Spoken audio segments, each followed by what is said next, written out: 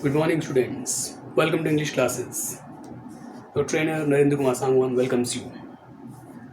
आज फिर से कुछ और नए vocabs आपको सिखाने जा रहा हूँ. But mainly we will learn about past indefinite tense. Past indefinite tense यानी past का valid tense. उससे पहले कुछ vocabs. First word आपके सामने लिखा है homonyms. जो बोर्ड पे लिखा है. Homonym means words similar in sound but different in meaning. जो words बोलने में साउंड में एक जैसे लगते हैं लेकिन मीनिंग अलग होता है, अर्थ अलग होता है. जैसे आप कहते हो sun, SUN, sun. The sun rises in the east and sets in the west. Sun यानी सूर्य. सूर्य पूर्व से उगता है, पश्चिम में अस्त हो जाता है. और SON भी सन यानी कि बेटा. His son is very intelligent, ये बोलते हैं उसका बेटा बहुत इंटेलिजेंट है. तो सिमिलर साउंड है सन एंड सन, लेकिन प्रोनाउंसिएशन एक जैसी है, मीनिंग डिफरेंट है. तो उसी को कहते हैं होमोनिम्स. और ऐसे वर्ड्स कौन कौन से हैं? एक तो सन हो गया, एक है राइट, RIGHT, राइट. राइट मतलब दायां, सीधा, राइट हैंड. राइट यानी कि सही, ठीक, यस यू आर राइट. और राइट यानी अधिकार, वी नो आवर राइट्स, अधिकार, वो है RIGHT. एक राइट टू राइट, लिखना, WRITE, write. Write this letter, ये लेटर लिखो. He writes many stories, वो बहुत सारी कहानियाँ लिखता है. तो राइट एंड राइट ये भी सिमिलर वर्ड्स हैं, लेकिन मीनिंग दोनों के अलग हैं. साउंड में सिमिलर है, मीनिंग में अलग है. इस तरह से बुक, एक बुक होती है किताब, पुस्तक. He is reading a book, वो एक किताब पढ़ रहा है.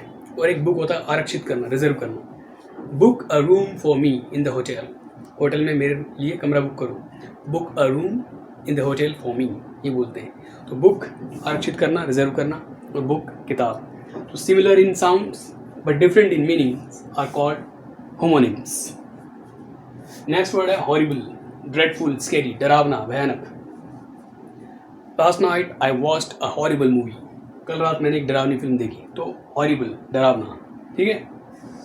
और क्या कहते हो आप? Don't talk about horrible things, डरावनी चीज़ों के बारे में बात मत करो. Don't talk about horrible things, that means dreadful, scary, डरावना. थर्ड, इनकम्यूटेबल. इनकम्यूटेबल मीन्स अनचेंजेबल, अपरिवर्तनीय, इसको बदल नहीं सकते. क्या बोलते हो आप? द नेचर इज इनकम्यूटेबल, प्रकृति अपरिवर्तनीय है, उसको बदल नहीं सकते. इनकम्यूटेबल, ठीक है, इस तरह से बोलेंगे. और क्या कह सकते हो आप?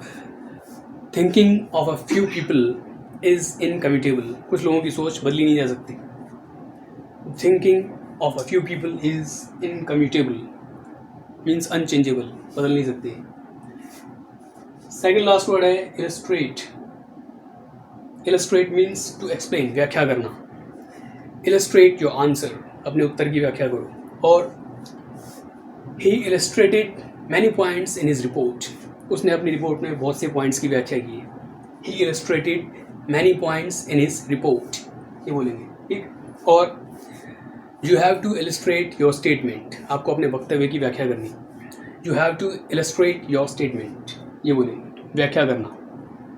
इटर्नल, एवरलास्टिंग, अनंत, इसका कोई अंत नहीं है. जैसे आप कहते हो the field of knowledge is eternal, ज्ञान का क्षेत्र अनंत है. The field of knowledge is eternal, ठीक है. और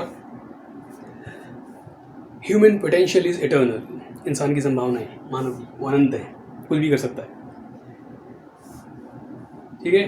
the human potential is eternal, eternal यानी कि अनंत, इसका कोई अंत नहीं है. द स्काई इज इटर्नल, आसमान, स्काई इज इटर्नल, तो वो था अनंत, इसका कोई अंत नहीं है. एवरलास्टिंग, कभी ना खत्म होने वाला. और जैसे आप कहते हो the learning is an eternal process, सीखना कभी ना खत्म होने वाली क्रिया है. The learning is an eternal process, ये बोलेंगे. तो these are the 5 words friends. First, homonyms, words similar in sound but different in meaning. जो वर्ड्स साउंड में एक जैसे हैं, बोलने में, उच्चारण में, लेकिन मीनिंग में अलग हैं. जैसे आपको 3 वर्ड्स बताया मैंने, सन, SUN, सन, सूर्य, SON, सन, बेटा. और राइट, RIGHT, इसके 3 मीनिंग है, दायां, सीधा और अधिकार. लेकिन WRITE, राइट यानी कि लिखना, मीनिंग बिल्कुल अलग है. हॉरिबल, डरावना, भयानक. इनकम्यूटेबल, अनचेंजेबल, अपरिवर्तनीय, बदल नहीं सकते. इलस्ट्रेट, टू एक्सप्लेन, व्याख्या करना. इटर्नल, एवरलास्टिंग, कभी ना खत्म होने वाला, अनंत. Okay, have a look at these words.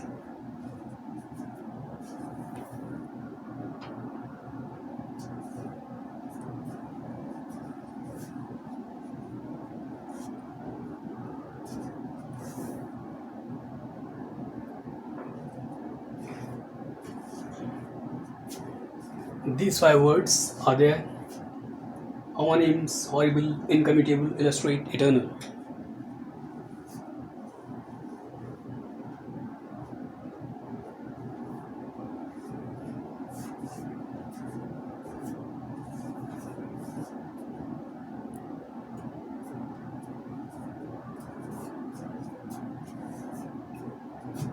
इनसे दो सेंटेंस बनाने हर एक वर्ड से, and should be different. Okay, let's move towards past indefinite tense now.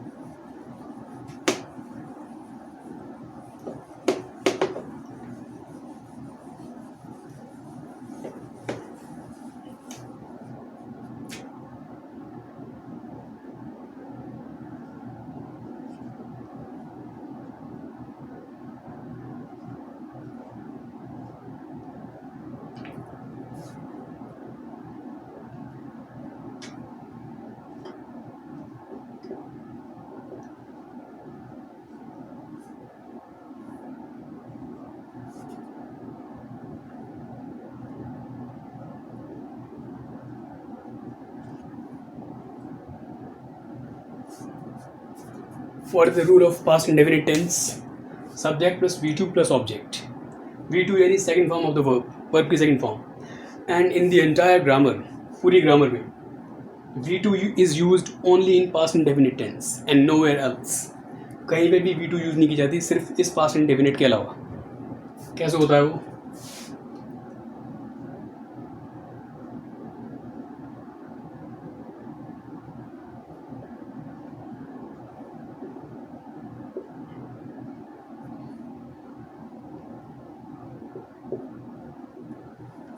We won the match. हमने मैच जीता या जीता था, तो विन की सेकेंड फॉर्म है won.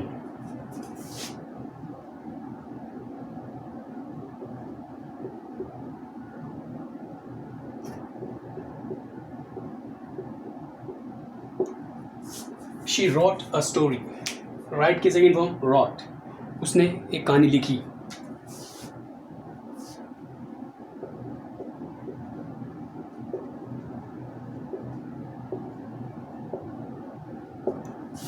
It rained here. यहाँ बारिश हुई या हुई थी, तो it rained here. रेन के आगे ईडी लग जाएगा सेकंड फॉर्म में, थर्ड फॉर्म में भी ईडी लगेगा.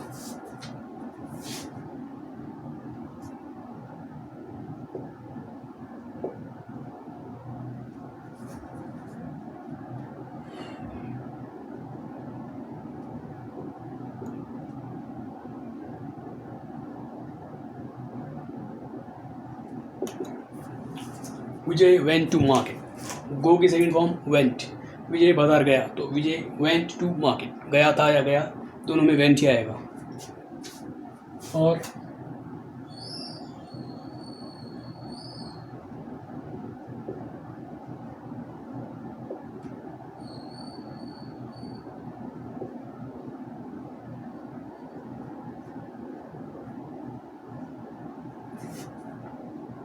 ही वॉच्ड अ मूवी. उसने एक फिल्म देखी या देखी थी. वॉच की second form watched.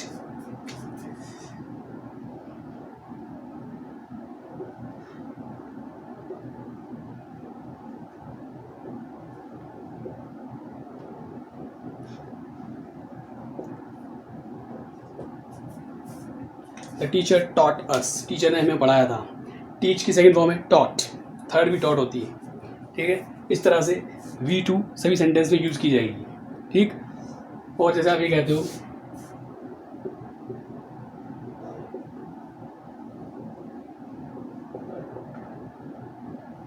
I read a book.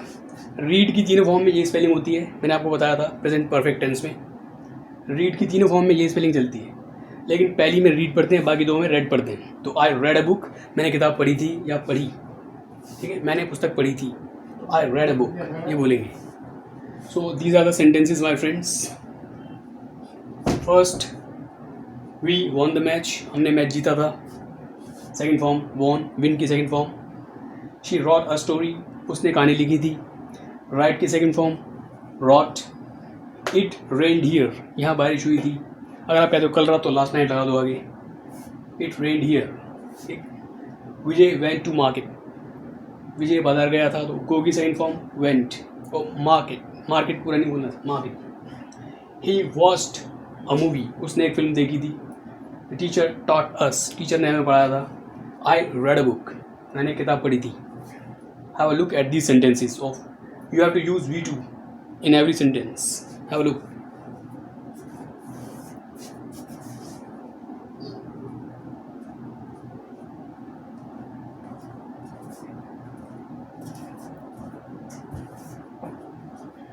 और जैसे आप कहते हो तुमने क्लास अटेंड की थी, तो क्या हो जाएगा उसमें?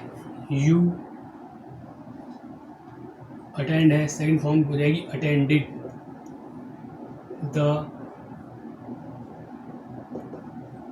Class, you attended the class. He called you, उसने तुम्हें बुलाया था। कॉल की second form called.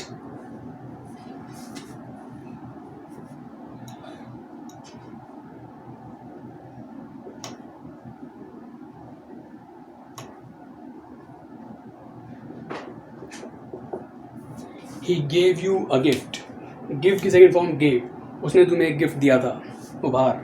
He gave you a gift, उसने तुम्हें उपहार दिया था, तो ये गिव की सेकंड फॉर्म है gave. So this is how you have to pronounce the sentences in past indefinite tense by using V2 verb की सेकंड फॉर्म। एक बार फिर से देख लो 1 मिनट के लिए।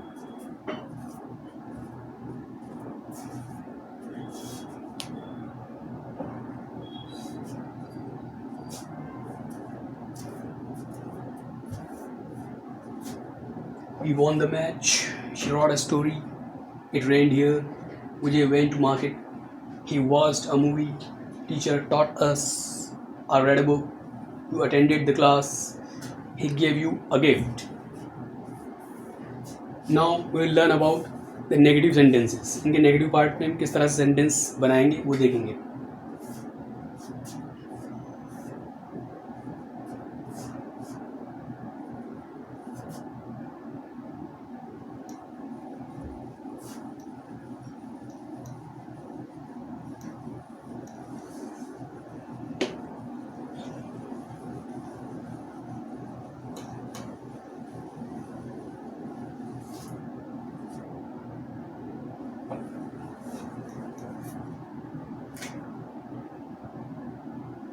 नेगेटिव का रूल क्या है? सब्जेक्ट प्लस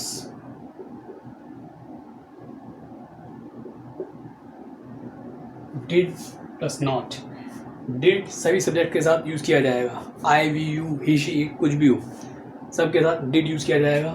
और V first plus object, verb की सेकंड फॉर्म नहीं लगेगी यहाँ वी फर्स्ट लगेगी पहली फॉर्म। क्यों? रीज़न क्या है इसका?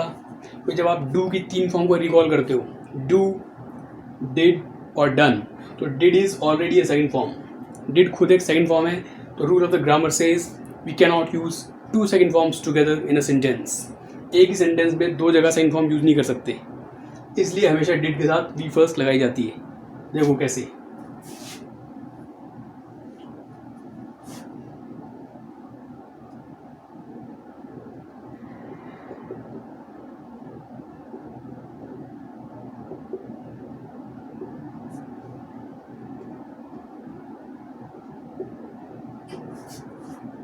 We didn't win the match, हमने मैच नहीं जीता था। डिड नॉट की जगह आप डिडंट बोलेंगे शॉर्ट में, डिडंट। कई स्टूडेंट डिडंट बोलते हैं, वो भी ठीक नहीं है, डिडंट बोलना शॉर्ट में। We didn't win the match.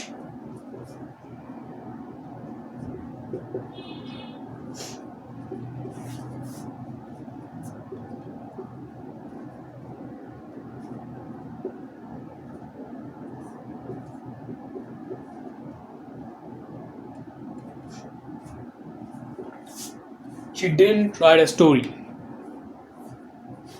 उसने कहानी नहीं लिखी थी।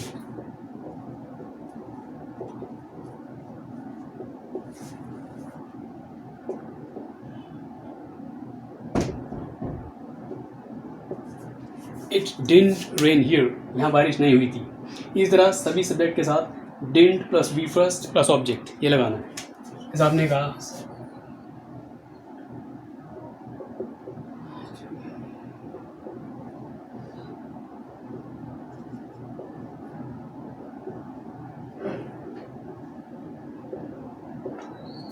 you didn't attend the class,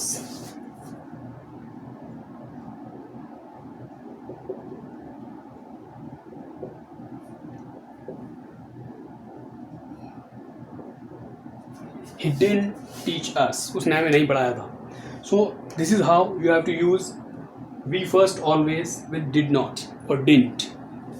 ठीक है, we didn't win the match, हमने मैच नहीं जीता। she didn't write a story, उसने स्टोरी नहीं लिखी। it didn't rain here, यहाँ बारिश नहीं हुई। you didn't attend the class, आपने क्लास अटेंड नहीं की।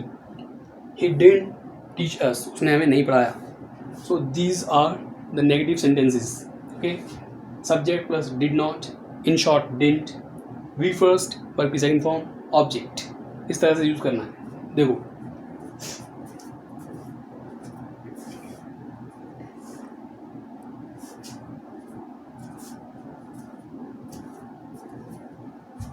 it's very simple, with every subject you have to use did plus not plus we first।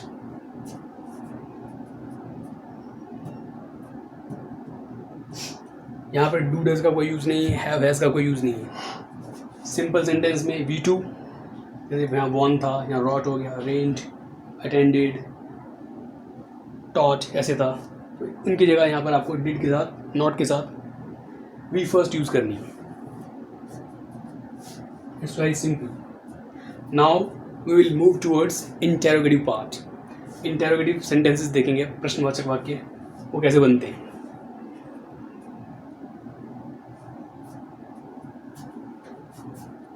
Have a look.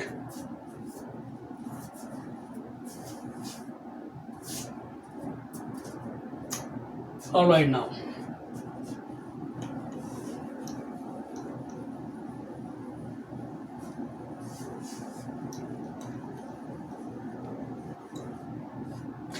Interrogative में rule क्या है? इंटेरोगेटिव का रूल है, पहले सब डिड हेल्पिंग वर्ब सब्जेक्ट से पहले, फिर subject V first, object question mark last में, क्योंकि इंटेरोगेटिव इसलिए।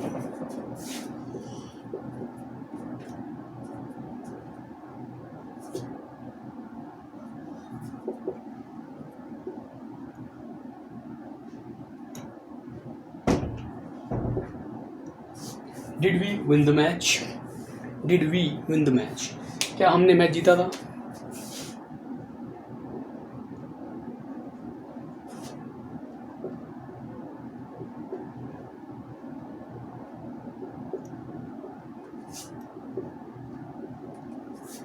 Did she write a story, क्या उसने कहानी लिखी थी?